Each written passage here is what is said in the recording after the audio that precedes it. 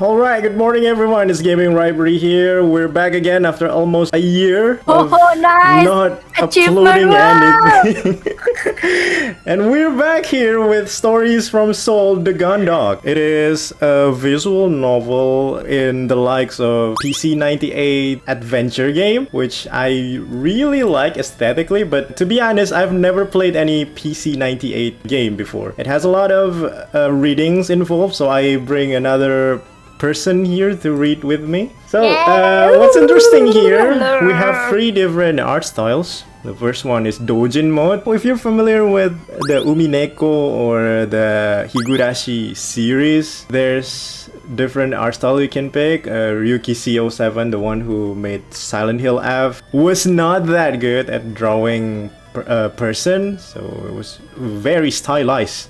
We can pick those kind of style here, Dojin mode. We can also pick a studio mode, which has more details than the Dojin mode. And then we have the vivid mode, which has color. Yay! For this series, I think I'm gonna change it each episode. So the first episode we'll be playing with Dojin mode and studio mode and then vivid mode, because in this session we will record like 3 episodes. We will decide which one we're going to use for the rest of the series at the 3rd episode. So which one are we going to pick? Dojin mode! Let's because go. It looks so different. Yeah, it's very stylized. Yeah. It makes me feel like I can make video games too if I use this. So yeah, the title screen also changed. Now let's start the game, shall we? Let's go. September 21st, planetary calendar 209. Following a wrath of oppressive policies and crackdowns from the Earth-based government of the Solar Federation, the joint forces of the Martian territories and the Jovian Unified Colony Fleet rebelled. This conflict came to be known as the Solar War. The war carried on for 3 years, but eventually the combined forces of the Martian territories and Jovian Unified Colony Fleet managed to push the Federation military all the way back to the planet Earth. Are the solar territory also will attack our government because they are just the same, like oppressive to us? Yeah, they're kind of like the same, the corrupt government, right?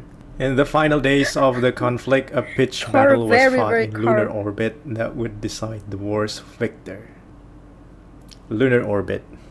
Aboard the Jovian carrier, JFS Kalaik? Is that how you pronounce it? I don't know. Like it just Jovian. read like that. You reflexively tighten your grip on your armored frame's twin flight sticks as another wave of vibrations reverberates through the cockpit. The creak of your new flight suit and your quickening breath are the only sounds that you hear above the gentle hum of the frame's subsystems. As you squeeze the controls tighter, their plastic casing creaks under the pressure. Try and stay calm, knowing that these gentle vibrations are remnants of huge shockwaves that are buffeting the I don't know how to pronounce this, the carrier that you are stationed on. Each one is near miss as an explosion tears through the space around the ship. You try to push the thought from your mind and focus on controlling your breathing, but you've already realized that their frequency means that Kalike must be approaching the front line. Your squadron will be launching soon and you'll be engaging in your first real story. Your first real fight, in fact. You feel your throat tighten. Simulations are as good as the real thing. That's what your trainer told all of you. Okay, I like this tension already. It really feels like the nervous. We can feel what kind of nerve-wracking situation that a soldier is experiencing in a war. I like it. Okay. Even with very minimal sound effect. The story written is great. That means. Yeah. But you know that pilots are supposed to have hundreds of hours of light flights and training exercises in real armored frames before they're allowed anywhere near the front lines. Okay, that makes it even worse. Of course that didn't happen. Command had told you that the modern simulators cadets could graduate without the need for these exercises. Okay, that's more reassuring then. You had overheard the rumors though. The Jovian colony fleet had lost a lot of pilots, and still wanting to keep pace with the Martian advance against Earth, had restored to fielding anyone who could fight. Your whole squadron is just like you, freshly conscripted from Europa colony. You had undergone basic training, but almost all of your flight training had taken place on the cruiser journey from Jovian space. I wonder how other feelings right now, whether... What is it? Okay, let that be you. K, how to read it again? let's pronounce it Kalag. Kalag 5. This is a flight deck. We're preparing your squad for takeoff. Running last minute diagnosis of your frame. Activating all systems.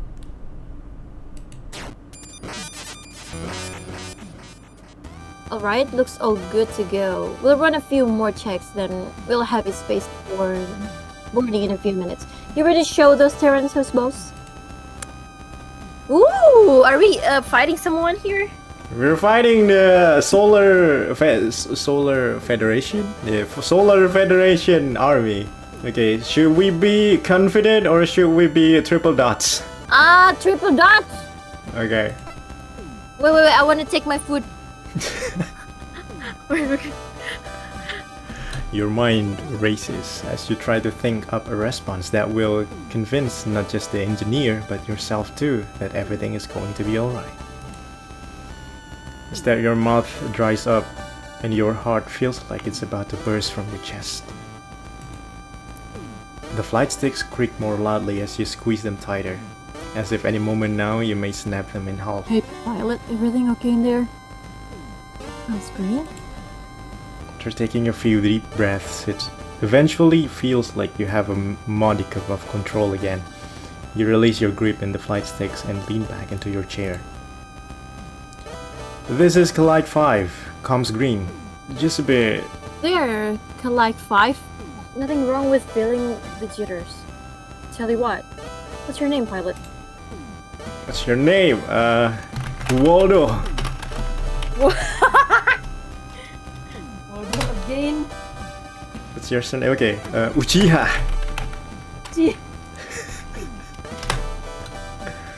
And you're pronounced... Yeah, let's just make it he, him then.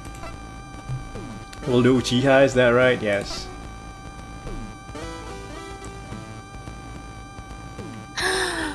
Okay, Ensign Uchiha. First up, take a few deep breaths for me. In and out. Nice and slow. You got that? Draw in one long measured breath and hold it, and release it. Following the engineer's instruction, you repeat this a few more times. After a while, you begin to feel your pulse slow and some of the tension in your body slip away. Still feel on edge, but feel slightly more in control. Alright, there we go. Now listen up. Ensign. You ain't got a thing to worry about out there. Way I've heard it is that all the Terran space pilots were taken care of between here and Mars. Really? Oh, heck. Martians are the ones who've been leading... sorry, let's replay. Heck. Martians are the ones who've been leading the charge today, so they're the ones taking all the flag. Propaganda missions selling this as our decisive strike against Earth's last line of defense. But between you and me, it ain't nothing more than a mapping up situation. A buddy of mine in operations said as much in the canteen last night. Besides, You hear a dull ring over the comms and sit bolt upright in your seat, slouching back and exhaling as you realize it's nothing more than the engineer striking the cockpit armor on your frame. this beauty here's a work of art! Terran's frames ain't got nothing on her. She's all tuned up and ready to go. Probably spend more time with this one than I have with my own kid. So don't you worry. Remember what they taught you in training and leave the rest up to her and you'll come out of this just fine. Despite your startled reaction a moment ago, The engineer's confidence is infectious, and it's starting to rub off you. You adjust your position in your seat so that you're sat up straight, and the soft hum of the frame system now seems more comforting than ominous. Just a mopping up operation, you think? Martians have done all the work, so we're sitting pretty here. We're sitting pretty here in our top of the line frames. Yeah, nothing to worry about. So, inside Uchiha, how are you feeling about these things now? Feeling good, ready to go! Yeah, I'm ready to get out there and kick some ass! You declare, channeling your newly tapped well of confidence. That's the spirit inside. Now hang on to that and we'll have you out those hangar doors and kicking Terrence around in no time. Left alone with your thoughts, you tune back into the gentle hum of the frame. You watch the second tick away on the cockpit clock whilst you wait for the order to launch.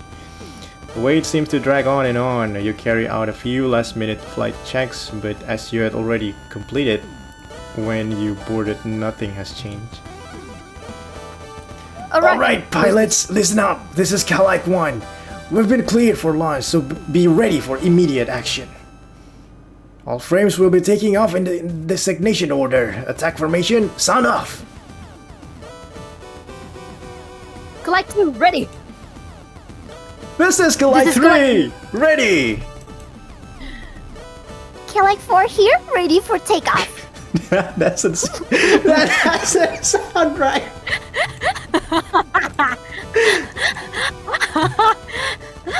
Calic 5, confirm your status. Oh yeah, Calic 5, standing by. Keep it together, Calic 5. Calic 6. Calic 6 ready! Alright, Calic Squadron, move out! Oh, we're going to where? Mars, let's go! Calic 1 launching, Calic 2 launching, Calic 3 launch, Calic 4 moving out. Okay, here's the robot. Wow, they're flying! Woo! Whoa, they're robots. They're mechs. 3, 4. Okay, we're 5, right? So it's our turn now. The roll call of your squadrons as they depart from the ship and accelerate rapidly towards the combat zone sounds almost like a countdown to you. Once Calic 4 has declared their launch, you know your time has come. You disengage the restaurants and prepare yourself. Calic 5, launching! Oh, you shout. Okay, I should have shot. As you slam the flight stick forward for maximum thrust.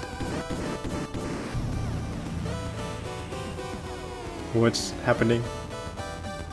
Calic 5, abort launch! Cut thrusters! Calic 5, abort launch! Cut thrusters! The engineer's instruction barely register in the confusion as you're jerked around the cockpit. Your helmet slamming on the control panel as a brief moment of thrust throws you back into your seat before you're whipped forward again. Warnings flash all over your monitors, and sirens and alerts sound from all over the cockpit.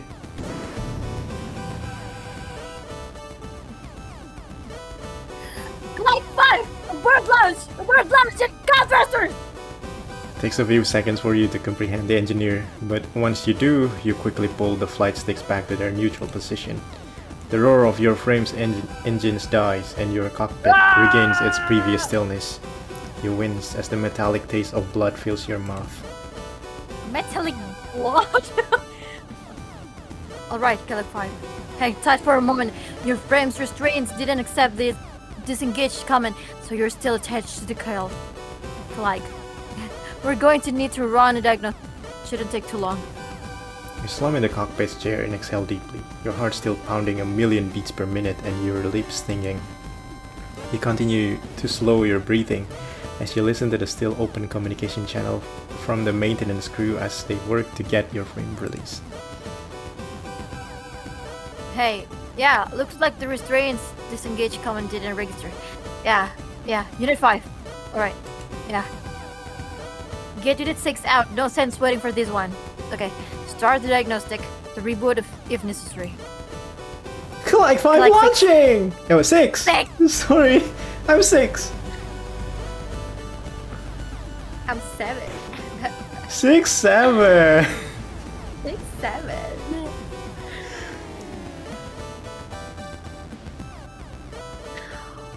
What do you mean hardware fault? We've checked this 10 times since Mars at least. Oh, since Mars at least. Who was assigned Unit 5? Oh, 4. Fine, right. Shut down system and run the diagnostic again. I want this frame out there in the next 5 minutes. Collect 5. We're going to shut down your frame system for a moment so we can run the diagnostic. Stay ready though. We'll have you launching soon. Clive 5, understood. Ready and waiting. As your cockpit fades to darkness again, you release the flight sticks and suddenly realize just how long you've been clenching your fists around them. You flex your fingers and roll your shoulders, exhaling again as you begin to hear the muffled sounds of the engineers working on your frame's restraints. Staring at the dead monitor, you slowly begin to smile. This is what you wanted, wasn't it? You had spent so long worrying about this mission that you're thrown up twice in the past 24 hours, and now it looks like that was all for nothing. Robert also throw up. You had got what you wanted and you were safe. As safe as you can be, strapped to the outside of a military carrier in an inactive armored frame anyway. Your smile widens inadvertently at that thought. Getting shot down in an inactive frame still in its restraints, it became a cautionary tale for engineers and pilots throughout the entire Jovian colony fleet. What? Your mind turns quickly to the rest of your squadron. When they return, you'll be laughingstock of the entire collide. The pilot who had spent their entire first mission stuck in the dark cockpit. You dodge a bullet, but you'd never... This is Collect 6! They've cut off the flight path! There's more! There's a whole squadron of carriers coming up from the E field! Collect 1! They're going to cut off from the fleet! Collect 6 signal disappearing as you sit bolt upright as you begin pressing button trying to activate your cockpit's main monitor so you can see what's going on. However, with your frame system shut down remotely by maintenance crew, you can do nothing but sit in the dark stillness and listen to events unfold. Collect 6! Respond! Collect 6! What's going on? How many carriers are coming in from the E field? Ma'am? Collect 6 signal has been lost. It's not responding. Ma'am? Oh, so the commander is a woman. Okay. Oh, yeah. I didn't know. Hold it together, Collect 4. All units, form up. Defensive formation on me. I said, all units, Collect 2, don't break the formation.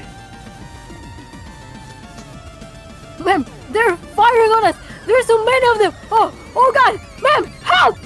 In an instant, your communication channel is flooded with cries of terror and panic. You hear your squad mates, your fellow pilots' exclamation of fear as this unexpected enemy force bears down on them. Screams and yelps, wails and howls fill your head as you sit powerless in the dark confines of your cockpit. Hey! Who's out there? Engineering! Hey! Get me ready! I can help! Get me ready to launch! Engineering! You're getting killed out there! I need to go now!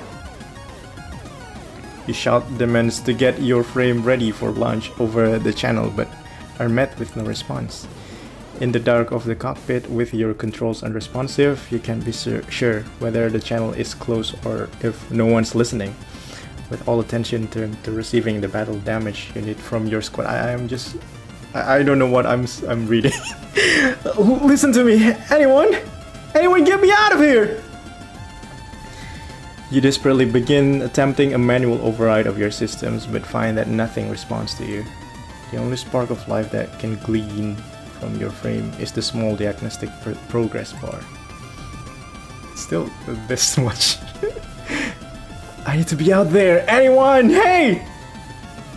In one last desperate attempt, you begin hammering on your cockpit walls, hoping to get the attention of the engineers you could hear outside earlier. The entire time, the chaos of the combat out in space is narrated to you in broken fragments of radio chatter. There's 3, 4, on me! I've lost my shield! I can't shake them! They're everywhere! They're... The light is totally good! Oh,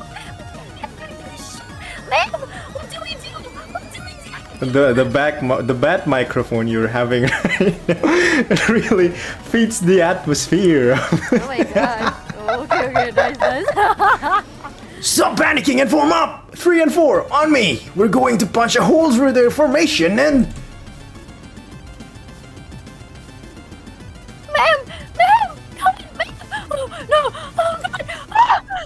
One by one, your squad signals disappear, and the cacophony of panic disappears, replaced by the gentle hiss of static. You stop hammering on the side of your cockpit as the last voice is cut off.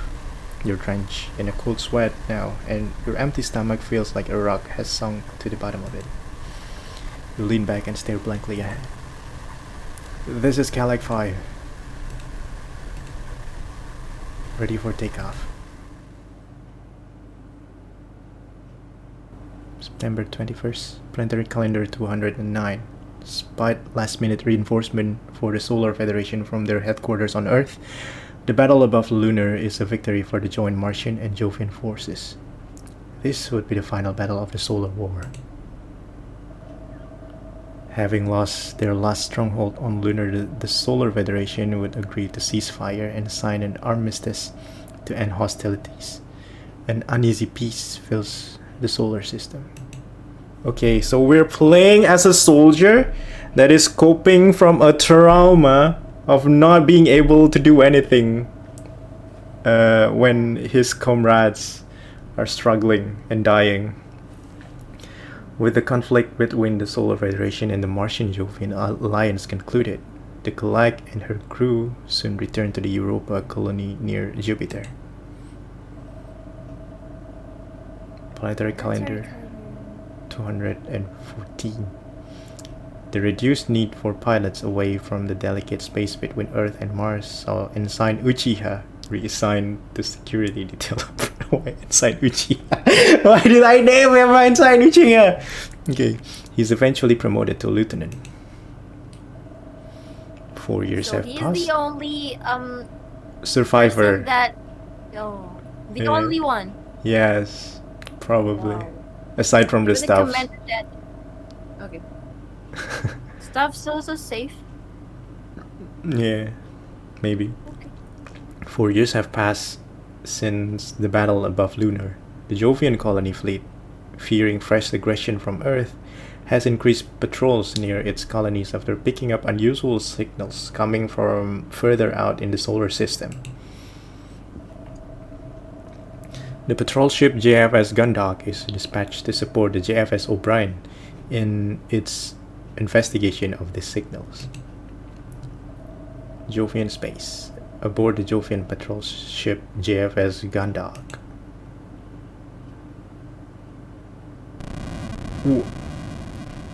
What is this? As the rumble of the Gundog's engine roaring to life reverberates through the ship, you clench your fist. It's been 4 years, and to this day, the sensation of tremors, whether they're ship engines, docking clamps, or weapon drills, still ties your stomach into knots. Yeah, he's traumatic. Alright, fine. He's traumatized. A bad trait for a ship's security officer. Shake your head and exhale slowly, taking a moment before stowing the last of your possession and pushing the drawer closed. Feel the click as it locks into place, and the exterior plastic paneling sits completely flush with its surroundings. Stepping back, you look around the room. Take another deep breath and hold it for a moment. Although this was far from your first posting as security officer, you always felt the same sense of trepidation, if not anxiety.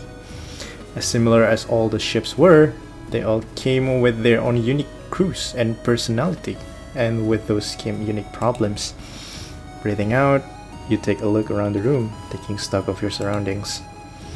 Select the look button to examine your surroundings by selecting items of interest. Select it again when you're done. Okay, what's this? Can we play Treat the World? Microwave! Oh no. This terminal lets me access the ship's computer. It's got a clock, a word processor, and even a calendar.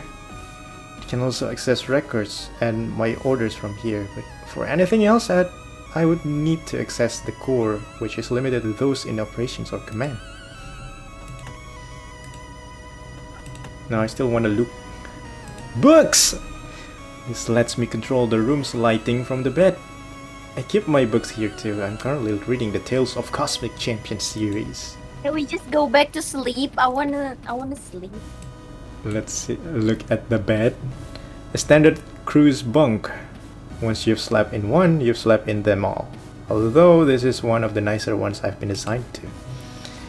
The wall panel can be removed by jimmying it with a thin object, and crew members often stash contraband there. Looks like this one's not been touched though.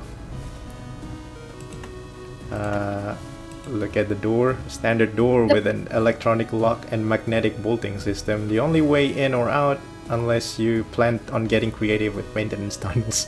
Okay. Okay, should we use the bed? How do you use a bed? I don't know.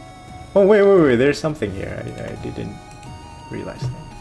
It's just a normal storage unit. I travel light, so mine only has clothes in it. You see? I've only just boarded and it's still the middle of the day based on Jovian standard time. Oh, you can't sleep? Oh, it looks like I've been instructed to report to the bridge to meet the captain. Haven't met anyone yet since my transport to the spaceport ran late. I'm just about to make it on board before lunch. Select the move button to move to a different location from a list of options. If you change your mind, select the button again. Let's move. Step out into an empty corridor and the door to your quarters gently hisses shut behind you. Its keypad gives a short series of beeps and you hear the lock engage. Dull thrum of the ship's system is barely audible, but otherwise you're stood in total silence. The air is cooler outside of your quarters and the corridor has a sterile lack of aroma. This has been the same on every ship you've been stationed on, and at this point it doesn't surprise you.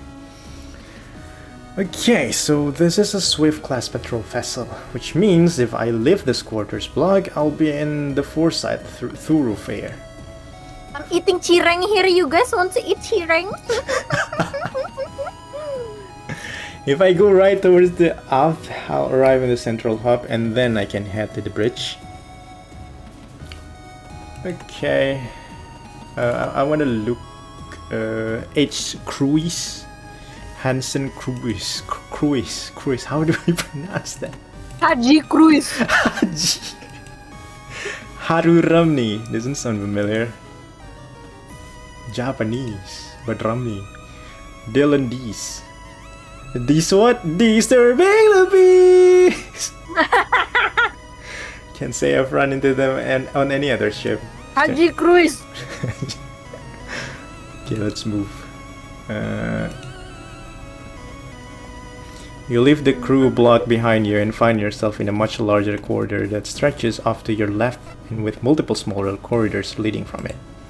To your right, the corridor leads to a large plaza-like space. A very faint breeze coming from your left ruffles your hair and chills you slightly, and you hear the sounds of human activity. From the right, you can hear the hum of ship's engines more clearly now, as well as the occasional low, quiet whirring sound. Looks like I was right. This portion of the thoroughfare will let me access both sets of crew quarters, the mess hall, the hangar, and the central hub. From there, I can access the rest of the ship's areas. I should hurry up to meet the captain before I look around anywhere else. Okay, this is the hangar. I'm on security details. The only time I should be spending there is when I'm carrying out my daily checks. On a larger ship, you'd see people coming and going constantly, so it's eerie how quiet this one is. What's that? The mess hall. I don't imagine a ship with this size has a cook or even a kitchen, so it's probably just a fan-made unit. Wonder what could be done that way. Fire control, maybe? Central hub, crew quarters. Okay. So before we continue to go that way to the fire control or probably to the central hub, I think we're gonna end this one here. So far, I like it. It has the atmosphere that makes you so feel the same like what the character you were portraying as. The story build up is really mesmerizing, you know. Yeah, true. In this first like 20 minutes, it's actually 30 minutes for us, but yeah, probably it's just like 15 or 20 minutes for you guys who will be playing this too on your own. But we have a lot of characterization for the main character, and we know what to expect in the near future. Actually, choosing someone with a traumatic background is a nice choice if you want to have a interesting story. Yeah, what's more interesting is they told you the trauma at the start of the game, which will make yourself relate to the character more. You know, you are the character, so you need to know why you were traumatized. I like it so far. So yeah. Anyway, I will be uploading this every 2 days. I will be accompanied by Inya for the rest of the series. I hope we will finish this because it seems like I have never finished any series in this channel. I hope this will be finished. So yeah, see you guys later.